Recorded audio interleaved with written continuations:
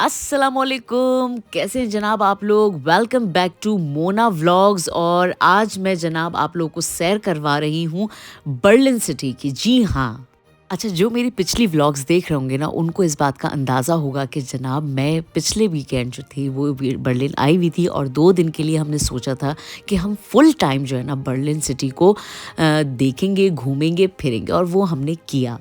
अच्छा जनाब, 1995 में जब मैं जर्मनी आई थी तो उस वक्त मुझे एहसास हुआ था कि यहाँ के जर्मन जो हैं वो हम जैसे फॉरेनर्स यहाँ पर जो आते थे, स्टूडेंट हों चाहे फैमिली मेम्बर्स हों, उनको जो है बड़ी अजीब तरह की नज़रों से देखा करते थे और उनको इस तरह के फॉरेनर्स जो थे वो अपने मुल्क में पसंद नहीं थे। जी हाँ, ये बड़ी ही अजीब बात थी क्योंकि हमारे मुल्क में बिल्कुल इसका उलट ही है जनाब। अगर हम फॉरेनर्स लोगों को देखते हैं तो हम अपने सारे अखलाक की भरमार कर देते हैं जनाब।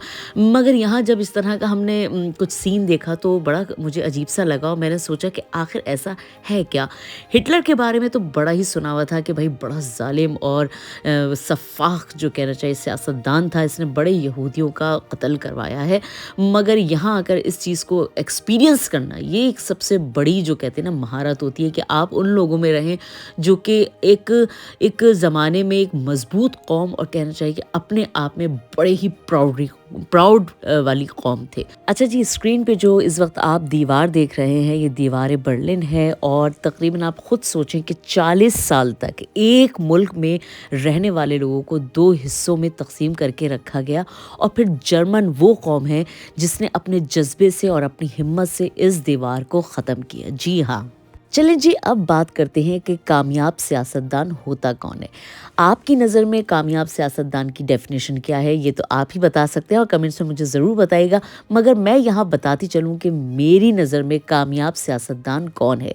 मैंने अभी तक जितना भी एक्सपीरियंस किया है, मुझे लगता है कि कामयाब सियासतदान वो है जो कि ये जानता हो कि उसकी आवाम की कमज़ोरी क्या है, उसकी आवाम के जज्बाती लगाव कहाँ पर हैं। बस उसी जगह थोड़ी सी चोट देनी होती है कि आवाम जो है वो आपकी हो जाती है। और यही सब कुछ जो है हिटलर ने किया था। वो अपने आवाम के सामने बड़ी जज्बाती तकरीरें करता था और साथ में ये भी कहता था कि अगर तुम अपने मुल्क से मोहब्बत करते हो तो मुझे वोट दोगे और अगर अपनी फ़ौज की इज्जत करते हो तब भी मुझे ही वोट दोगे। इसमें लॉजिक कहीं से समझ में नहीं आती थी। कोई पूछने वाला पूछ सकता था कि भाई हम तुम्हें ही वोट क्यों दें, मगर जनाब उसने एक ऐसा हिसार बांध दिया था अपनी सियासत की वजह से कि लोग समझते थे कि जो वो बोल रहा है वो बिल्कुल सही बोल रहा है। अपने आप से मोहब्बत कैसे की जाती है, अपनी ज़बान से मोहब्बत कैसे की जाती है, एक कौम कैसे बना जाता है और अपने मुल्क से कैसे मोहब्बत की जाती है, ये सब कुछ सिखाया था हिटलर ने अपनी आवाम को। अच्छा, हम इस चीज़ को एक्सपीरियंस भी करते हैं क्योंकि जब हम जर्मनी में रहते हैं तो हमने इस चीज़ को बड़ा एक्सपीरियंस किया है कि यहाँ पर जो है जिस ज़माने में मैं आई थी तो उस आज से 20-25 साल पहले, तो उस ज़माने में यहाँ पर इंग्लिश बिल्कुल भी नहीं बोली जाती थी। अब तो बहुत मतलब मैं समझती हूँ कि काफ़ी हद तक ट्रेंड हो गया है कि लोग हल्की फुल्की इंग्लिश से काम चला लेते हैं। उस ज़माने में तो जनाब आप किसी से अगर इंग्लिश बोल दें तो वो आपको इतनी नफ़रत भरी निगाहों से देखता था कि आप सोचते हैं कि शायद आपने इसको गाली दे दी है। अच्छा, यहाँ पर आपको एक बड़ी दिलचस्प बात बताऊँ। 10 मई 1933 को हिटलर की हुकूमत ने तकरीबन 25,000 से ज़ायद बुक को जलवाया था। उसकी वजह ये थी कि वो जर्मन लैंग्वेजेस में नहीं थी और ये चाहते थे कि इनके कॉलेज, यूनिवर्सिटी, स्कूल हर लेवल पे सिर्फ जर्मन ज़बान की बुक्स मौजूद हों। और इसी तरह के इन्होंने अपने असातिज़ा जो थे वो स्कूल कॉलेजेस में फ़िक्स किए थे जो कि सिर्फ़ और सिर्फ हिटलर की थ्योरी को बताते थे। और जनाब कोई अगर हिटलर के ख़िलाफ़ बोल दे तो जनाब या तो वो जर्मनी से आउट हो जाता था या फिर वो दुनिया से आउट हो जाता था। जी हाँ जनाब, इतने स्ट्रिक्ट रूल थे।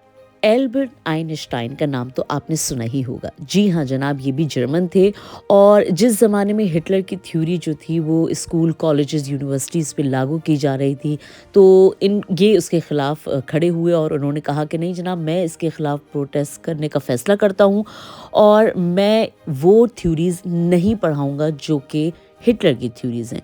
जो इल्म है हमें वही देना चाहिए। ये बड़ा ही बहादुराना फ़ैसला था जो कि आइंस्टाइन ने किया था और वो भी उस ज़माने में किया था जब हिटलर की हुकूमत जो है वो ज़ोर शोर पे थी और बिल्कुल इसके लिए तैयार नहीं थी कि कोई नई थ्योरी जो है वो इस वक्त आवाम में इंजेक्ट की जाए।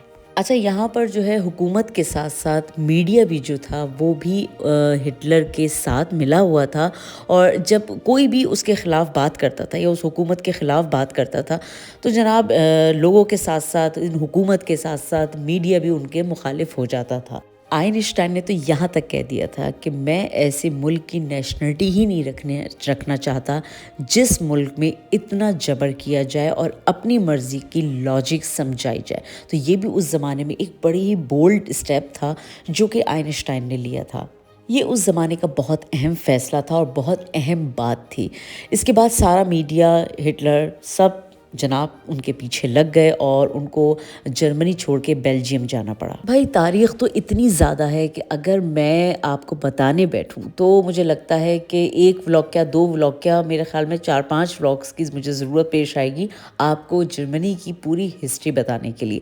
مگر جناب آج ولاگ کو یہیں پہ اختتام کرتے ہیں، اور یہ ہلکی پھلکی جو ہسٹری ہے میں نے سوچا کہ آپ کے ساتھ شیئر کروں، کچھ باتیں ہیں، کچھ اس زمانے کے ایکسپیرینس ہیں جو کہ میں نے آپ کے ساتھ شیئر کی ہیں۔ امید ہے کہ آج کی ولاگ پسند آئی ہوگی، مجھے کمنٹس میں ضرور بتائیے گا۔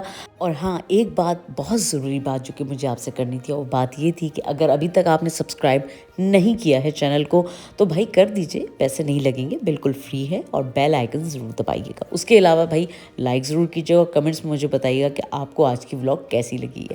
انشاءاللہ تعالیٰ نیکسٹ ولاگ میں ایک نئے کانٹینٹ کے ساتھ حاضر ہو جاؤں گی، جب تک کے لیے مجھے اجازت دیجیے۔ اپنا بہت سارا خیال رکھنا ہے آپ نے، ٹھیک ہے؟ انشاءاللہ نیکسٹ ولاگ میں پھر حاضر ہو جاؤں گی۔ اللہ حافظ۔ پاکستان زندہ باد۔